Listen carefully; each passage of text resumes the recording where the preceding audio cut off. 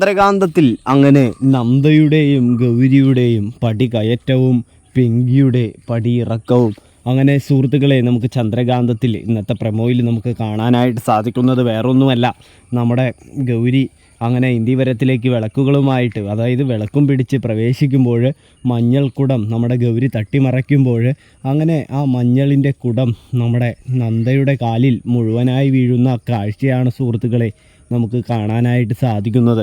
ഇതേ സമയം നമ്മുടെ ഗൗരി പറയാണ്, അമ്മ ഇനി ഈ വീട്ടിലെ അംഗം തന്നെയാണ്, അമ്മ ഇനി മാറി നിൽക്കുകയൊന്നും വേണ്ട, വാ അമ്മ ഈ വിളക്ക് പിടിക്ക്, നമുക്ക് ഒരുമിച്ച് ഇന്ദിവരത്തിലേക്ക് പ്രവേശിക്കാം, അമ്മേ അച്ഛൻ്റെ കൂടെ നമുക്ക് ഒരുമിച്ച് താമസിക്കാമെന്നിങ്ങനെ പറയുന്ന കാഴ്ചയാണ് സുഹൃത്തുക്കളെ നമുക്ക് കാണാനായിട്ട് സാധിക്കുന്നത്.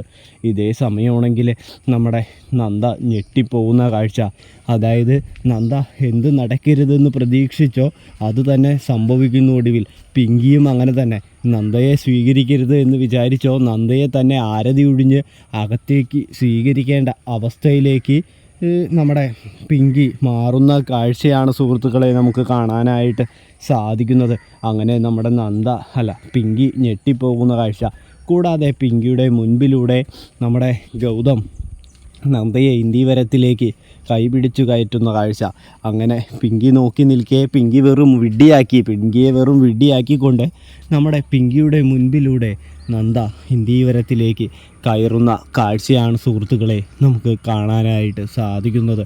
അങ്ങനെ ഇന്ദിവരത്തിൽ പ്രവേശിച്ചതും നമ്മുടെ പിങ്കിക്ക് ഏതാണ്ട് മനസ്സിലാകുന്നുണ്ട്, തൻ്റെ ജീവിതം, ഈ ഗൗതവുമായിട്ടുള്ള ജീവിതം അവസാനിച്ചു.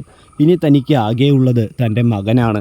തൻ്റെ മകനെയെങ്കിലും തൻ്റെ കൂടെ നിർത്തണമെന്ന് വിചാരിക്കുന്ന നമ്മുടെ പിങ്കിയാണ് സുഹൃത്തുക്കളെ കാണാനായിട്ട് സാധിക്കുന്നത്. അങ്ങനെ സംഭവബഹുലമായ ക്ലൈമാക്സിലേക്ക് ചന്ദ്രകാന്തം മാറുന്നതാണ് സുഹൃത്തുക്കളെ നമുക്ക് കാണാനായിട്ട് സാധിക്കുന്നത്.